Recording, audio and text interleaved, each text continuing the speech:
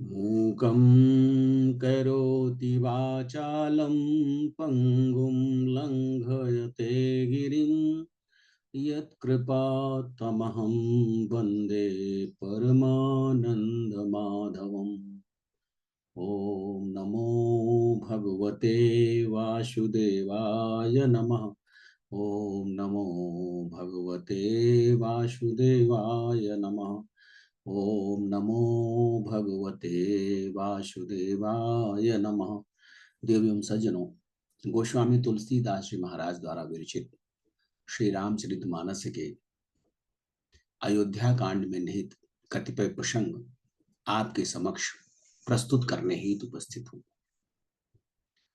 मर्यादा पुरुषोत्तम प्रभु श्री राम त्रेता युग में अधर्म, अन्याय, अनाचार, अत्याचार, अहंकार के प्रतीक लंकेश रावण के वध के लिए मानव स्वरूप में अवतार ले चुके हैं। प्रभु श्री राम मानव स्वरूप में हैं, इसलिए वे मनुष्यों पर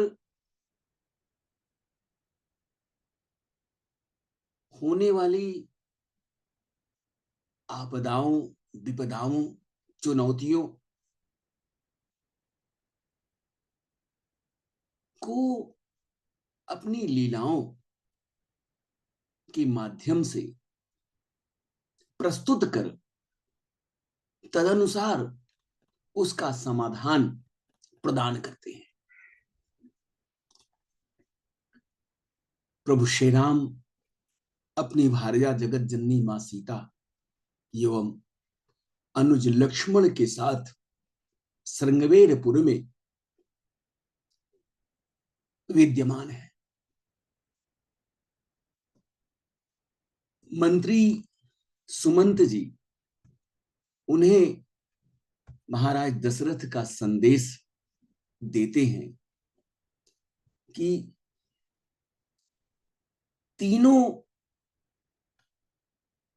मर्यादा पुरुषोत्तम प्रभु श्री राम, जगत जननी मां सीता एवं लक्ष्मण जी को वन प्रदेश दिखाकर 2-4 दिन उन्हें वहां रखकर साथ ले आइए। यदि प्रभु श्री राम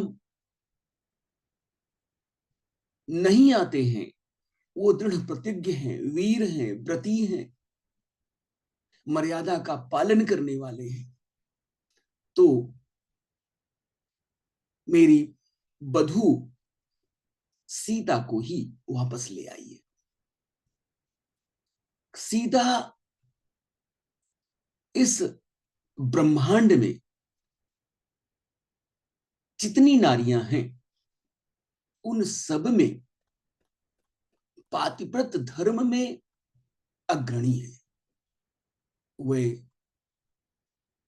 उसी प्रकार अपने पति का साथ नहीं छोड़ना चाहती हैं जिस प्रकार से परछाई देह का साथ नहीं छोड़ती है। वे अपने तर्कों से सुमंत जी को पराजित कर देती हैं।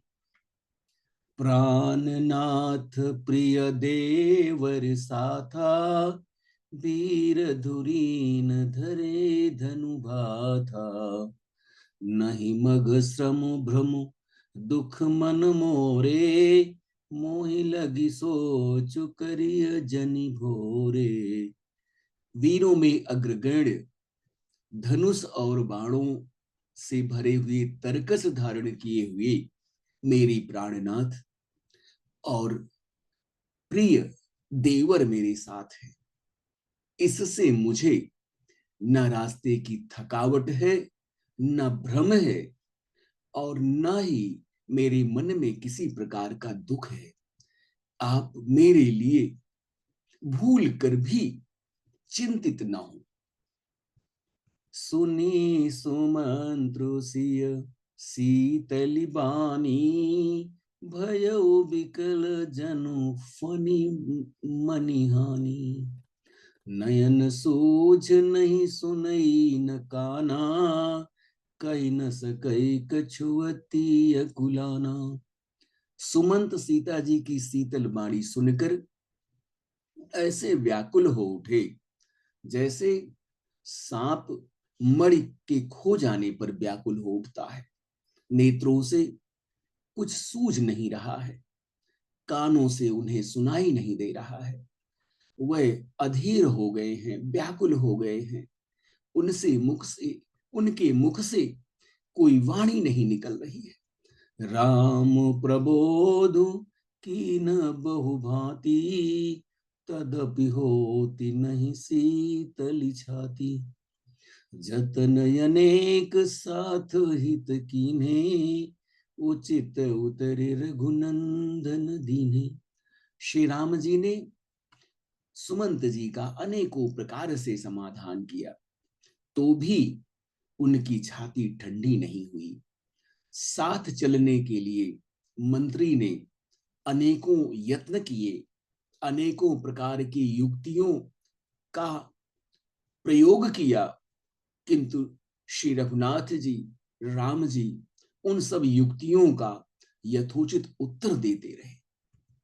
मेटी न जाई राम रजाई, मेट जाई नहीं राम रजाई। कठिम करम गति कछु न बसाई। राम लखन सिय पद सिरुनाई, फिर बनिक जिमि मोर गवाई। श्री राम जी की आज्ञा मेटी नहीं जा सकती। कर्म की गति कठिन है, उस पर किसी का कोई बस नहीं चलता। श्री राम जी, लक्ष्मण जी और सीता जी के चरणों में सिर नवाकर सुमंत जी इस प्रकार लौटे जैसे कोई व्यापारी अपनी पूंजी गंवा कर लौटता है।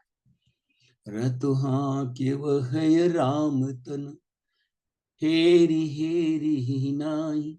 देखी निषाद विषाद बस धुनहि शीस पछिताहि। सुमंत ने रथ को हांका। घोड़े श्री राम जी की ओर देखकर हिनहिना रहे हैं।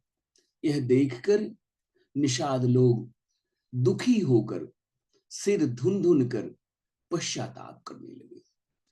जासु वियोग विकल प्रभु ऐसे, प्रजा मातु पित जई हैं कैसे।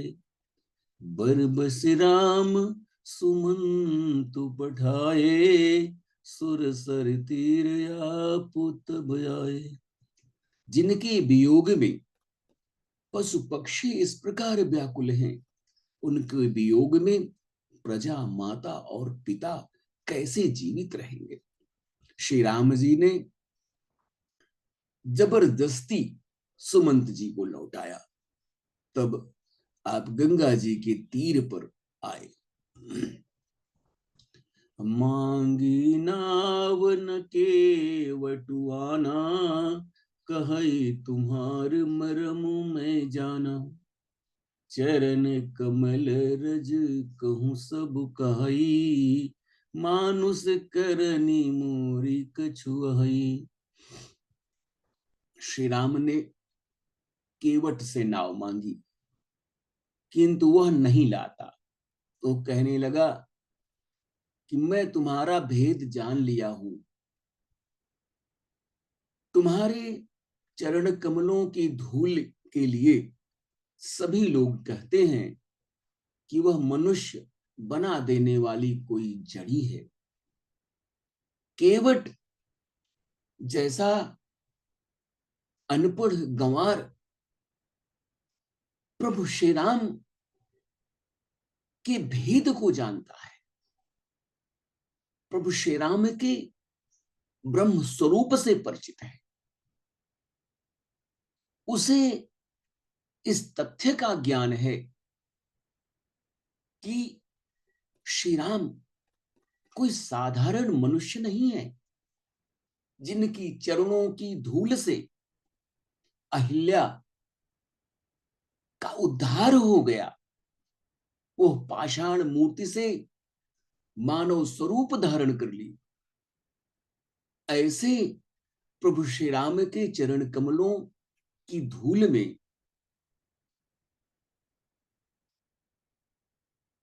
अत्यंत शक्ति है। छुअत सिला भई नारी सुहाई, पाहन तेन काठ कठिनाई।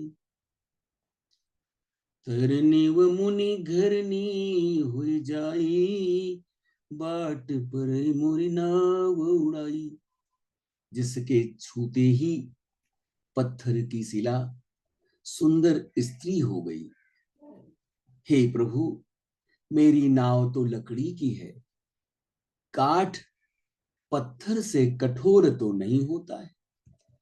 मेरी नाव भी मुनि की स्त्री हो जाएगी और इस प्रकार मेरी नाव उड़ जाएगी, मैं लुट जाऊंगा, अथवा मेरी आमदनी का, मेरी रोजी रोटी का जरिया समाप्त हो जाएगा। नाव के स्त्री बन जाने पर आप पार भी नहीं हो पाएंगे और मेरा रोजगार भी छिन जाएगा।